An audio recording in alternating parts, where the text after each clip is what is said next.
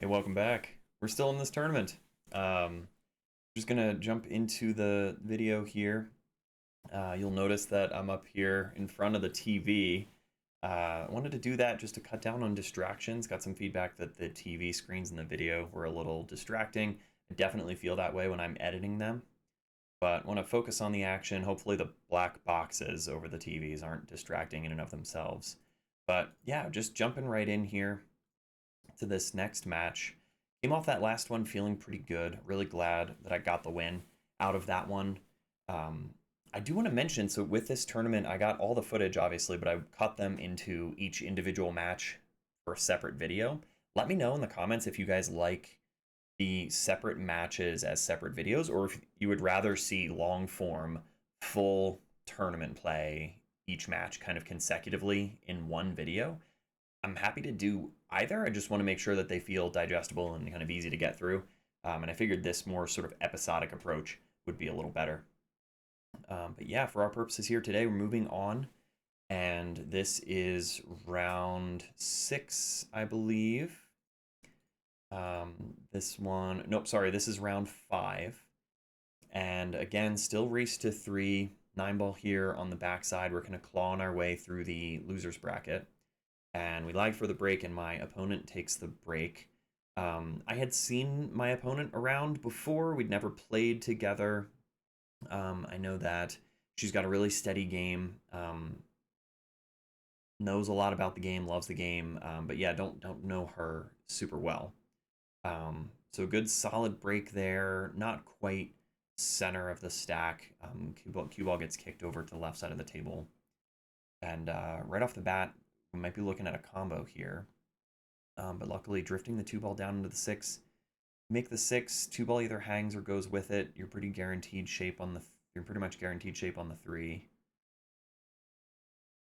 Let's see how we do. Nice, good touch on the 6. Looks like the 2 ball laid up on that short rail though. This one's makeable with extreme right spin, but some players will just opt for a safety here. So let's see what my opponent decides to do.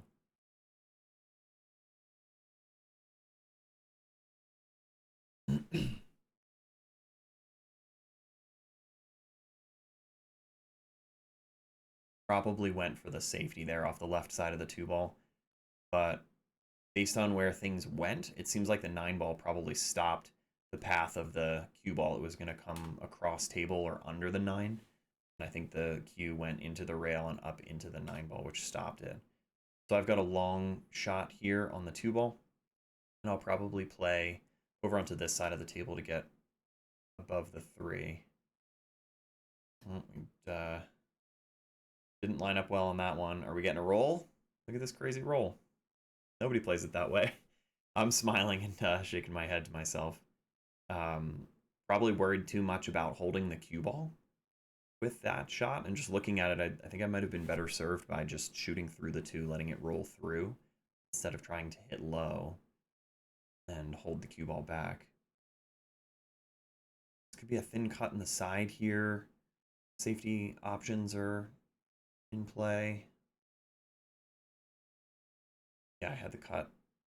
Start with the corner pocket a little bit. The scratch was on, but we're below the 4, and we should be able to drift either above the 5, come between the 5 and the 8 through here. Hard to tell if I have too much angle to hold it and stay below the 5 down here.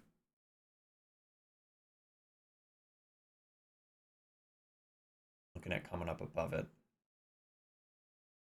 which makes sense. There's plenty of table up there. You just have to worry about getting past the 8 ball. So kind of, anywhere in here is your window. So yeah, just play that around. Good sort of authoritative stroke to get up table. I'm not too worried about being long on this. Smooth stroke through this 5 ball down to the short rail and bounce back up for the 8. Just trying to straighten out here. This being round 5, we're getting deeper into the night, and you start to see some players fatigue, and focus will lapse a little bit. Just, yeah, energy levels dropping. Oh, I hit that real bad. I think I was trying to go smooth through the 5, and just come around. Oh, that looked like a big sigh. Um, I don't remember feeling particularly tired, at least not physically tired, but my mental game is changing and it's causing me to work a little harder up here with those adjustments than I would be if I were just sort of playing my natural game. But I'm not going to get better that way. I have to challenge myself and get uncomfortable and try new things to step up to that next level. Hard to see what we're trying here. It might just be a simple safe. Bring the 5 back up table and leave distance. I don't know if an aggressive shot's available here. I think that was the idea. Maybe put me behind the 8 and the 9. Pretty sure I remember this shot. I don't think I have an edge on the 5, but yeah, I went for the jump cue right away. Home table, low pressure situation. This is a very straightforward jump for me, very makeable jump. I'm looking at how the cue ball is going to float off the 5, off the top side of the 5, and come back above the 8. I think in this case, don't worry so much about your position. You're guaranteed to get some kind of look at the 8 ball, either offense or defense. You just need to focus on making this ball. So good solid stance, good fundamentals here. Just come through the cue ball clean. You've got the rail too, which gives you that height and dig into the cue ball a little bit. Yeah, I was too high on the cue ball. I've looked at this one a couple times now through editing, and I came too high up on the cue ball. You have to dig down a little bit more into the cue to pop it over the 9 ball like that. So just hit it bad. So 3 ball out with ball in hand. Looks like you could kind of go stop shot on the 5, set up for the 8 in the opposite side, and then drift down below the 9.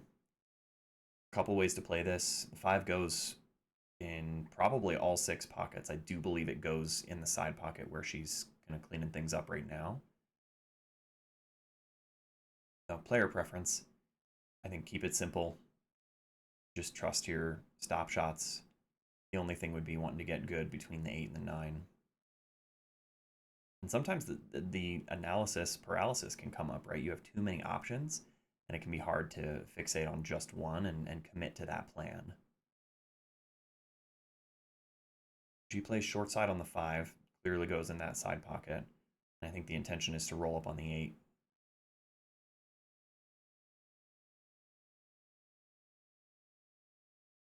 Five goes in clean.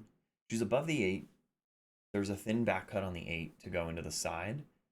You ideally, I think you want to thin this 8 ball and send the cue ball back around to get on the back side of the 9 to play it in the side pocket.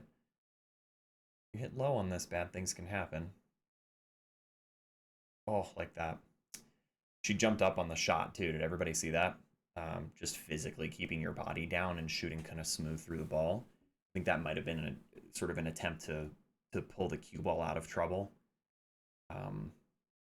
Tough one, kind of reflexes act up, and again, yeah, mental fatigue here probably playing a part. But ball in hand from the 8 to the 9. Do you think we can get out of this rack? We've seen some silly stuff in this tournament so far, so I don't want to take anything for granted. And certainly when you're down in a tournament like this, when you're getting down on the ball, don't take it for granted. You know, let your stroke out. Talked about that in the last match, especially. Could have done with another half a foot or so to get straight on the 9, but this is a very makeable ball. Bear down, cut this in, and a little bit low on the cue ball to pull back into the short rail. Cool, good stroke there, stayed down. Nothing dangerous. Thanks for being here. As usual, YouTube stuff, you know what to do. Helps out a lot, and I'm really enjoying hanging out with everybody. The comments have been a lot of fun for me. I learned a lot from doing these videos and talking to you all down there, so please put your thoughts down. There's no, wrong answers or bad questions or anything like that. We're all just here to learn and get better. So the break looked okay there. Might have come a bit too high on the cue ball. 9 was flirting with the corner pocket a little bit, but 1 ball is buried up there.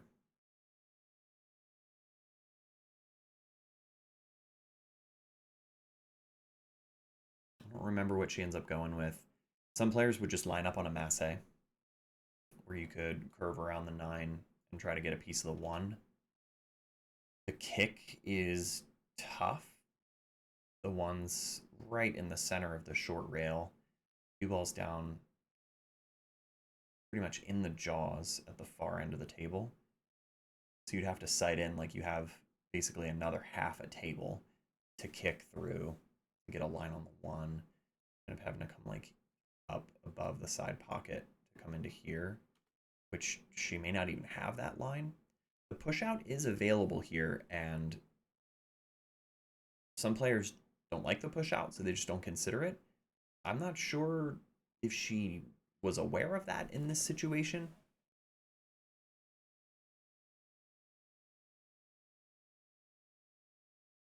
It's a funny thing about sportsmanship, too, where I wonder what you guys think about this. Here's a good one for comments. If you're aware of something like, hey, you're shooting stripes, you're shooting solids, that's the kind of thing that I would normally let my opponent know because I don't want them to just unnecessarily. It's a good try. Probably a little bit more spin would have gotten her there, or slower speed, or both, probably a combination. But yeah, if you see your opponent shooting solids or stripes or something, they're doing something wrong that's super simple like that, you want to help them out, right? You don't want to win a game that way. But if it's deciding to go aggressive in a situation like this where she had the option to push, would you let your opponent know? Be like, hey, push is an option. I mean, you don't want to do that when they're down on the shot. It's things to consider there, but it's a competitive situation, right? So you want to be giving your opponent an edge or an advantage by you helping them out. Kind of a tough one. Maybe a bit of a gray area there. Meanwhile, I got a little flat on the 2. Definitely could have come out a bit higher above the 2 to get easier shape on the 3.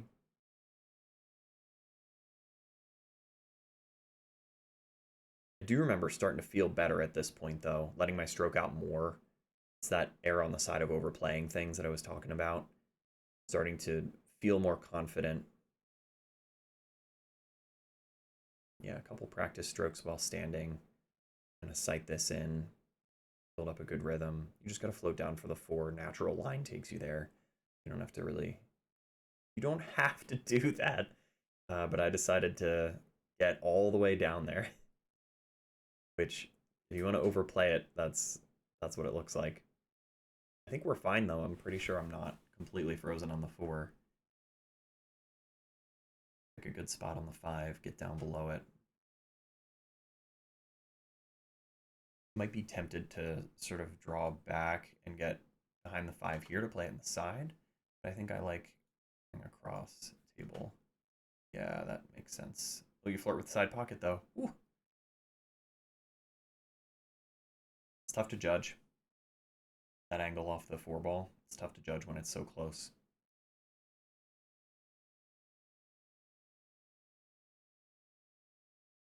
This is something I'm working on though with the mental game is don't second guess things so much, right? Like a lot of us have been playing for so long.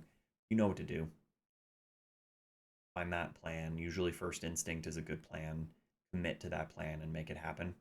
If stuff doesn't work out, it doesn't work out. But at least you committed to the plan and you stayed consistent that way. So interesting choice there. It was hard for me to tell if the 5 went in the side or not. The carom into the 6 looked pretty lined up. I think the hope was that the 5 would end up in this bottom right-hand corner and pushed it a bit too far. Again, probably just a result of overplaying, but it's not a big deal. I think it's looking pretty good. The consistency is good. Calling the 9 ball. Yeah, because of these shorter races we were talking about in the comments in that last one, the shorter races you got to call the 9 ball. Mixed feelings about that. Some people like it, some people don't. Sent the 5 in a pretty good line towards the pocket, but not really in an ideal line to make that combo. That's a tough shot, guys. It's like a risky one. And I sold out a shot on the 5. Looking back, I don't know if I'm a big fan of that decision. I'm only up 1 game, so that's the other thing about pool, though. I mean, no lead is safe, right? We all know that. Opponents can mount a comeback. Long, smooth shot for her here down on the 5 to get below the 7. Oh, came a bit too high. Now we're looking at a kick shot into the 7. The stretch to go under the 8 and hit the underside of the 7 makes sense to me. But we can also go long. Watch this hit. I have to remember this one. Check this out.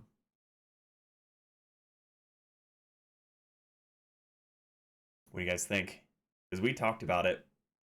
You can see she kind of comes away shrugging. And you normally in situations like this, the shooter um, gets the advantage. Like close calls go to the shooter, as they say. So she and I talked about it for a minute, and she's doing a lot of shrugging, and like maybe it wasn't a good hit. And I said the only thing that I saw, because I wasn't watching it super closely, but the only thing that I did see in the action is that the 8 took a lot of energy from the cue ball. The 8 moved a lot more. And so she ended up saying that it was probably a bad hit. Either way, I mean, if you look at the position, I would have been fine to shoot from where the cue ball was for this combo. No need to try that run out. They were pretty much wired up. So that puts me on the hill.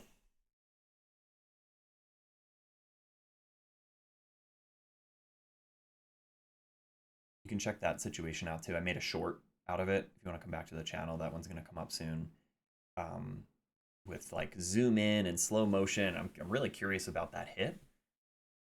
But in a game situation, I mean, we don't have slow-mo instant replays really. I mean, you could get somebody to do it on their phone or something, but for the most part, it's just best judgment and good sportsmanship. So she and I came to an agreement, and again, it would have been fine without ball in hand.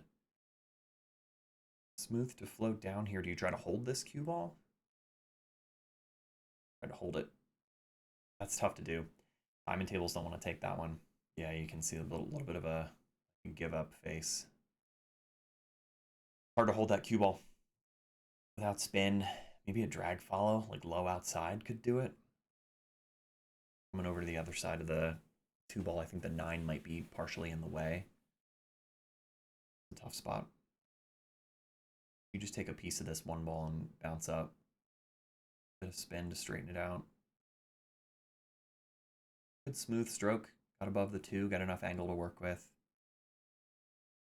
I'm going to come back out over to the right-hand side, play the 3 in the side pocket here, and then you're in line for the 4 up here. Okay, nice. 1 rail down. Some people would choose to come into the 2 and come back around 2 rails. We got pretty good on the 3, it looks like. I get right down on it. That's fine. Could have drawn back a bit more because you don't want to be playing short side on the 7 here unnecessarily. Now I've got to do some work to get the cue ball back under the 7.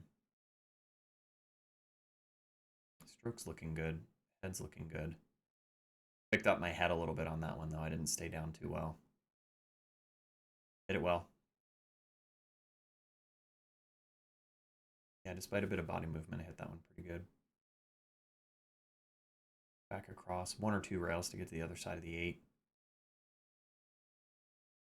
Pretty good stroke. Underplayed just slightly, but we don't need perfect speed. Don't let perfect be the enemy of good enough. It's another one that I'm trying to incorporate.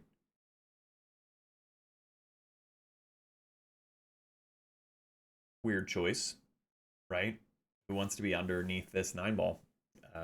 Looking at it, I think I probably would have tried to come around, like hold it back, come around 2 rails to get on the outside of the 9 above it for the corner. Or even play into it and push it down for that matter.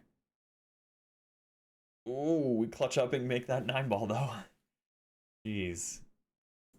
Yeah, that takes it down to the end of that game. Kind of a clutch 9 ball shot to win that one, which feels good. Feels good looking back on that. So it ends up being a 3-0 win. Solid. Felt like a good match. Didn't catch a lot of rolls. It was just sort of good, consistent play. And I think mentally, I'm starting to feel like I'm in a good place. But we don't want to relax, right? We don't want to get to a point where we're taking things for granted. So let's see how much deeper we can get into this one. Next video is going to come out. I'm hoping to do these like once a week for this tournament stuff. And then I've got more content on the way. So stick around if you're enjoying things. Do all the YouTube stuff and hope to see you guys again soon. Thanks.